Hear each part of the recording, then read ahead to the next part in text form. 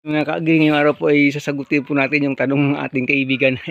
Yung kaibigan po tayo nating nagtanong mula po dyan sa Luzon ay hindi lang isang beses nagtanong yan. Hindi lang po siya, pati yung ibang mga kaibigan nating OFW, ganun rin yung katanungan tungkol po sa bunga ng saging. Yung tanong po nila kasi ay, pag ito po na harvest na, naputol na dyan. Yung tanong nila ba, yung saging na yan, na mother plant ba, ay magbubunga pang muli? Pero bago po natin pag-usapan yan, kung bago ka pa lang sa channel ko, paki-like naman po, comment, share, and subscribe. At huwag kalimutang i-hit ang ating button bell para ma-notify po kayo sa ating mga bagong upload. Magbubunga pa daw bang muli yan o hindi na? Sabi ko, grabe yung tanong mo.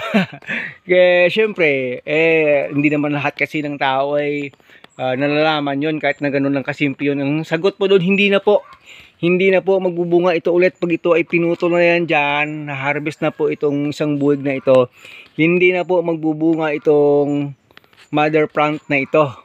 Sabi nila, sayang pala yun. Sabi ko, hindi. Ganun talaga yung nature ng saging. Hindi pa kasi ako nakakakita ng saging na kinuha, inharvest na at the same puno, may lumabas pang isang puso or bunga. Hindi po nangyayari yung ganun, mga ka-agree. Sabi niya, paano yun? Sayang yung puno. Ipuputulin na lang pala yun. Siyempre, pero mabilis lang yun maka-recover kasi may follower. Ito po yung susunod na magbubunga. Ito yung follower. Ito na yung pinakyat natin. At ito pag na-harvest na po ito, mga ka-agree, ito yung isang puno pa rin paakyatin natin at lahat ng sabwal sa ilalim. Lahat itong mga followers ng ibang maliliit, kukunin na po yan. Ito transplant po yun doon sa sa taniman ni Ma'am Che. Nagbubutas na siya ngayon doon. So yun mga ka-agree, yun po ma'am. Galing ng Luzon sa tanong niya. Syempre, hanggang lumaki hindi nakakita kung paano nagbubunga yung saging talaga na hanggang sa harvesting. Kaya okay lang naman yung tanong. Yung answer po dun ma'am, hindi na po pwedeng magbunga muli. Pinuputol na lang itong main na puno. At pinapasunod yung bagong puno na siyang na namang magbubunga. Ganun po yung nature ng saging ma'am. Pasensya na po kayo, hindi po siya gaya ng ibang tanim natin. Gaya ng papaya dito, pinutol ko na dahil na maliit para sa akin yung mga bunga. Gaya po nito, kahit kunin mo ng lahat ng bunga nito at putulin ito, pwede siyang magsanga uli dito at magbubunga, pwede. Pero sa saging po ma'am, hindi po pwede. Hindi po pwede sa sagingan. Sa saging po talagang wala na yan. Pag naputol na yan dito, pag nakuha na itong bunga, pinuputol na lang talaga ito para po yung nutrients hindi na papunta dito sa kanyang mga dahon, dito na pupunta sa next na follower para ito na naman yung magbubunga next. Yun po yung nature talaga ng saging. So yun, sana po ay nabigyan natin ng justice yung tanong. Yun lang naman kasi yung tanong paano daw yun, kasi minsan tawag doon napapaisip ng malalim. Sayang daw yung puno, puputulin na lang, hindi na magbubunga muli. Yun po ang sagot doon ma'am, hindi po magbubunga talaga muli.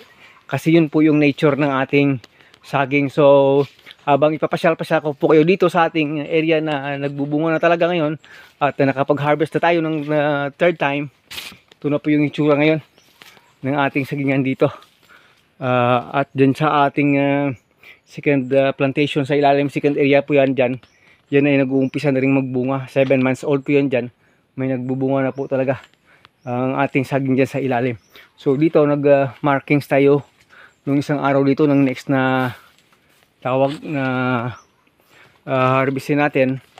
Pero hindi pa natin natapos mag-marking. Kaya kasi kanina nagbalot pa tayo. Dito yung ating hagdan.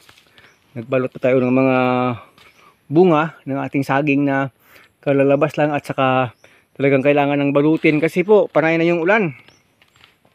Halos every week, twice, thrice, 4 times in a week na po yung ulan. So dapat po balutin na talaga yung saging kasi pag hindi balutin, nako, sayang, hindi maging maganda yung mga bunga. Unlike lang itong mga kinuna na natin ng mga bagging kasi nga po to be harvested na, wala na po, hindi na po ito mag-iitim-itim gaya yung mga bunga na hindi talaga nabalot, mga ka-agree. At dito sa ating kaliwa kanina, ito yung binalot natin kahapon, napakababa pero napakalaki ng puno po mga ka-agree. Ito po ay umabot ng 8 hands. 8 hands po ito. 1, 2, 3, 4, 5, 6, 7, 8. Ito po yung ika-8 hands niya. Ito po yung ika-8 hands niya. Para lalabas lang. So, wala pala talaga sa taas. Kahit mababa lang. Ito, mababa lang po ito. Napakababa lang po nito. Yung ilalim ng puso nito, siguro sa mga 2.5 feet lang po, mga 2.5 feet lang po ito. Hindi inabot ng 3 feet po ito papunta sa ilalim. Hanggang doon sa lupa. Ganyan lang po siya kababa. Sandali. Video natin nakaharap sa akin yung cam. Yun po, ganyan lang ka taas yung bunga. Ganito lang. Yung ilalim ng puso nito nasa 3 feet and a half lang. Wala pa nga siguro 3 feet and a half mula po sa lupa, mga ka-agree, medyo makulimlim yung panahon natin sa ngayon. Pero ito ay 8 hands. Ito yung kagandahan, kahit na ganito lang kababa yung puno, yan po. Pero yung bunga maganda, 8 hands at ang lulusog po. Tingnan sa loob. So, yon, we will give you more extra video para po makita nyo kung ano mga pangyayari dito. So, ito na po yung 8 hands. Sinabi natin kanina, pag may plastic kasi parang hindi syadong kitang-kita sa loob. Kinuha na natin yung mga flowers. Nag-flowering tayo kanina dito sa ilalim. Yung mga hindi nakuha kahapon. Pero ito, hindi ko na muna kinuha ito. Baka bukas medyo matigas pa. At yung sa kabila medyo matigas pa. Yung puso hindi pa pwede kong kukunin. Dapat po ay at least ay naka 6 inches siya mula sa last na hands. Mga dito pa siya mapuputol sa ilalim na ito. Para hindi po pasukin ng fungus yung bunga sa taas ng ating mga sagingan. So maraming salamat po. Naway nakapagbigay ng encouragement pa rin yung ating mga video sa inyo. Mabuhay po yung mga naglalakatan sa ngayon. Dito po sa amin yung iba nag-uumpisa na rin magtanim dahil siguro sa nakita nilang potential na income sa paglalakatan. Syempre na ano na rin sa mga pinagpapakita natin sa mga video at sinishare kahit sa ating local LGU dito, local agriculture office. So ini-encourage rin yung mga kababayan namin dito na magtanim ng lakatan kasi maganda po talaga yung ano dito, yung bintahan dito. Currently medyo humina ng konti yung presyo.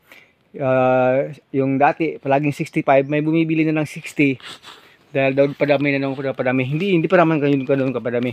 Pero yung latest nating bentahan, 65 pa rin yung kuha sa atin, mga ka-agree. So sabi ko kahit mag 60 na lang hanggang matapos yung taon. Napakataas pa nun, kahit nga 50 lang per kilo ang ganda pa rin ang presyo ng ganun sa hilaw. Sa hinog ngayon umaabot ng 120 yung bentahan sa hinog. Pag ito na pahinog mo 120 per kilo, ganun kamahal dito sa amin. At minsan nag-aaway pa yung mga retailer at saka gustong magbenta. So yun mga ka-agree, maraming salamat po. Once again, AgriTechnics TV po. Maraming salamat po sa mga silent viewers natin dyan at saka mga avid followers natin ng ating mga video na tayo'y patuloy na nanalangin na kapag-encourage sa inyo. Itong ating area dito, yung first nating tinanim dito na 200 puno po ay nasa mga 70. Malapit na mag 70% yung nagbubunga. Wala pang 70, sa mga 68% pa lang. Hindi pa nga masyado kitang-kita yung mga puro na lang plastic Pero more than 50% na nagbubunga dito dahil sa binilang natin.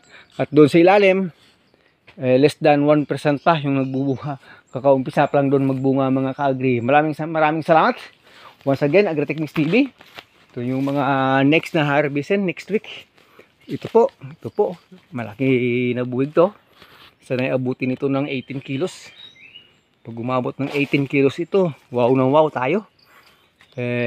Mas bibigat pa ito pag 1 week from now kasi nakahigop ng maraming tubig. Ganda ng ano talaga Ganda talaga ng itsura kasi nga very clean, walang mga mga piklat-piklat, itim-itim. So maraming salamat, hanggang dito na lang. God bless everyone. AgriTechnics TV po, bye bye na. Maraming salamat, ingat ka Pilipino, magsasakang Pilipino, mabuhay ka.